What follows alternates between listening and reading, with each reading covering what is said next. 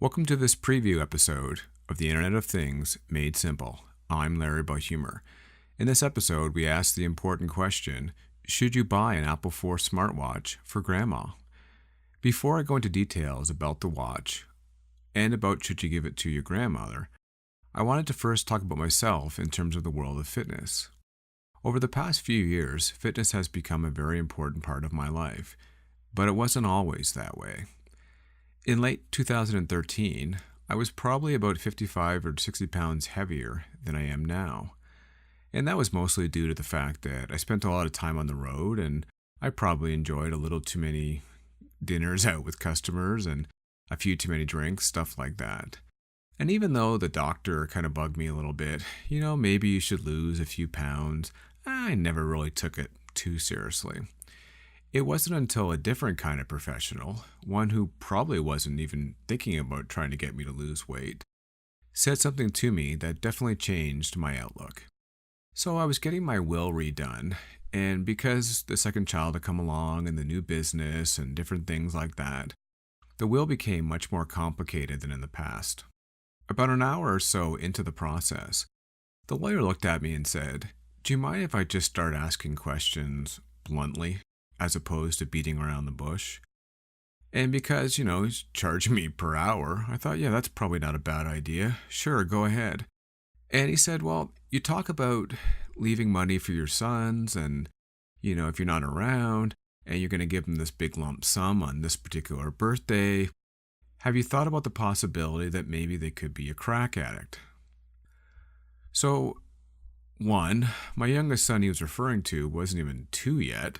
So I hadn't really thought about his career, but I guarantee crack addict wasn't one of the things I had thought about. So we went on the conversation and we finished up the will and didn't think anything of it. And on the ride home, I started thinking, you know what? I really got to be around. I can't leave early. I have to stick around for these kids. So I decided to go on the treadmill, which was basically acting as a place to hang clothes because I hadn't used it in a while, and blew the dust off it and got onto the treadmill. And I think I ran for a grand total of about 8 minutes. And I'm not even sure I ran a mile, to be honest. I definitely didn't run a mile. And I got off the treadmill, and I must have felt good about what I had done because I immediately went and signed up for an out-of-town half marathon about 6 months out, so I gave myself some time. Well, things progressed, started running a little more, weight started coming off, started focusing on diet, and next thing I know, I'm down, 50 odd pounds, and I'm at my ideal weight. Finished the half marathon. I've since done a number of them, including one this past weekend, and some longer races and things like that as well. So fitness has become an important part of my life, but one of the harder parts I've realized, which I don't want to discourage anybody from losing weight, is that it's actually probably harder to keep off weight than it is to take it off in the first place. I'm not sure if it's because your body wants to go back to that weight or it's because, people stop complimenting you and after a while, even your spouse doesn't notice you're thin anymore. They just kind of take it for granted. So I started to rely on technology as a way to motivate myself. It started out with things like a smart cooking scale, and then I bought a smart scale to weigh myself, and a blood pressure cuff, and all these different things.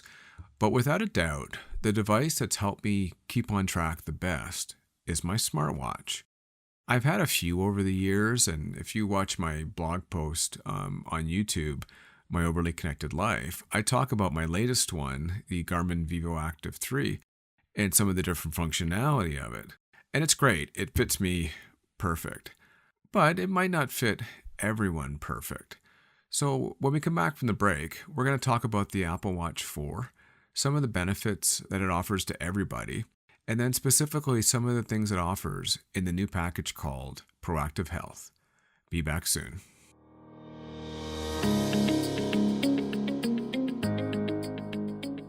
Okay, so now we're going to talk a bit about the Apple 4 watch. The first thing I will say is it does what a lot of watches do. You can tell time, which is obviously important for any watch, smart or not. But in terms of what it can do for basic fitness, this is something that just about any device can do, whether it be from Fitbit or from Polar or from Samsung.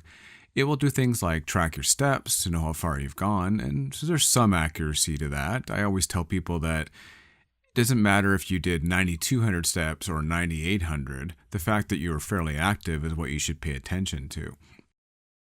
It also allows you to keep notified, so it pushes out the emails and tweets and other things that you might get. And now Apple's starting to focus more on some of the apps, so you are going to get things like news and whatever else you decide to download to your phone. The one thing I will say about the 4 watch, as well as the operating systems that Apple has produced, is that it's now much more likely to be used by a serious fitness person.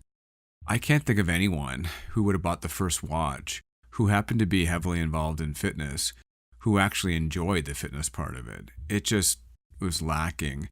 Other watches blew it out of the water. But Apple's got some good resources to it. I guess being a billion-dollar company helps that. And they dedicated a lot of time and effort to make it waterproof, to change different things, to add GPS on board. So now the watch is much more applicable to serious fitness fanatics. The Apple Watch 4 specifically took it into a new direction, which I kind of enjoy and think was a very smart move by Apple. And that's towards the health monitoring market. And they call it proactive health. So the idea is that, yes, you can still read what's going on with your heart rate locally. And you could still do different checks.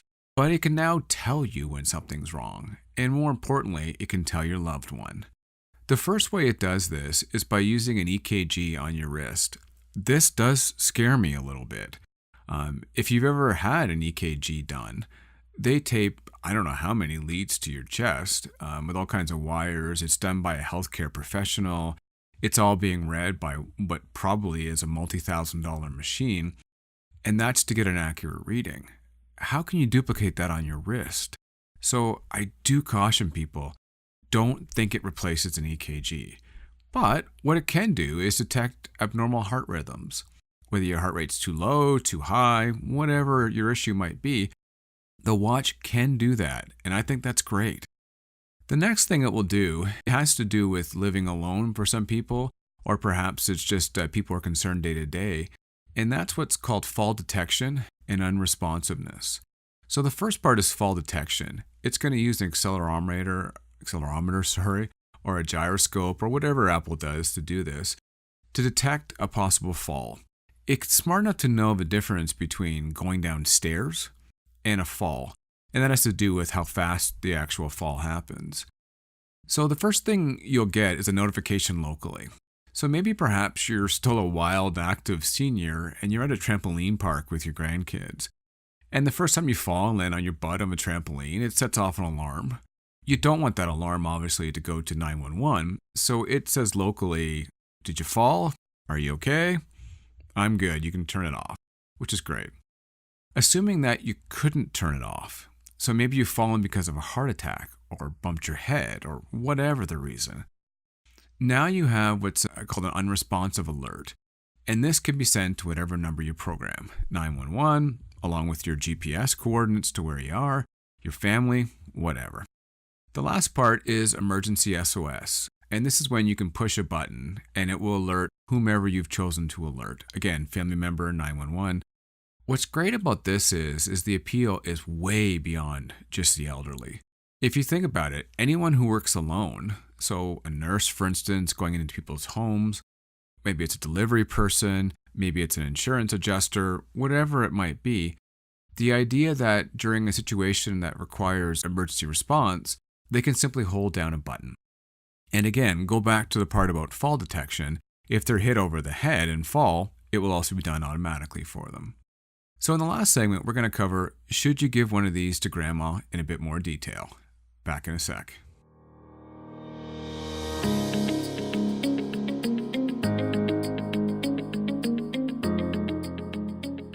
Okay, so in this final segment, we're going to ask, should you give one to grandma? And before I go any further, I just want to make sure that you know that grandpa could get one too. I'm just saying grandma because according to stats, it's far more likely that grandma lives alone than grandpa. But perhaps they're living together, which is great too. The first part is that I believe you should give it to them even if they are healthy and don't have any long term issues, because it helps them stay that way. Things like knowing how many steps you've taken, getting alerts to tell you to stop sitting for so long, being able to see how many calories you burned and compare it to calories on the intake side. These are all ways to keep yourself healthy. The other part is, surprisingly, many seniors are very connected. They're very big into email, text, even Instagram, and different things like that. So this device will definitely appeal to them. The next part is that even though they're great today, they might not be great tomorrow. So one of the concerns is always, is how's dad doing or how's mom doing, and will they tell you everything? So you won't necessarily have to be too involved in their life with these watches, but it gives you just enough information to be able to get alerted if something happens, but not be intrusive. In addition to people that are aging in place, there's a few other groups that could definitely use this kind of watch. The first one are people who have physical issues, like a disability or issues walking, mobility issues, stuff like that. Although they might be totally with it when it comes to cognitive thinking, the idea that they could fall or have issues with a bathtub, by having the watch and the SOS functionality, it just gives them that little extra comfort factor. The next group are people who are trying to live alone, who are suffering from neurological issues. Perhaps it's a long-term one like autism or dementia. Although the watch can help them with a lot of tasks, the fact that you are able to have a bit of an outlet for them in case something happens might be enough of a safety blanket for them to live alone. The next group are people who are recovering from a different event, whether it's a cancer scare or whether it's a heart attack or whether it's a long-term physical ailment that just might take some time. They might need a little bit extra help with different times around the house, but perhaps they don't want to ask for it. So having that functionality to be able to be alerted in case they did fall down or in case they have a certain issue is definitely beneficial. The final group are people who are battling a long-term illness, whether it's cancer or diabetes or many other ones, unfortunately, are out there. They might be great today, but they might not be good tomorrow or the next day. And because you can't always get to see what's going on with them on a daily basis, by having different alerts, it gives that comfort blanket that just allows them to live alone a little longer. In addition to anybody else who might want to buy an Apple Watch, I think the Apple Watch 4 definitely applies to these groups. And to me, it's a no-brainer.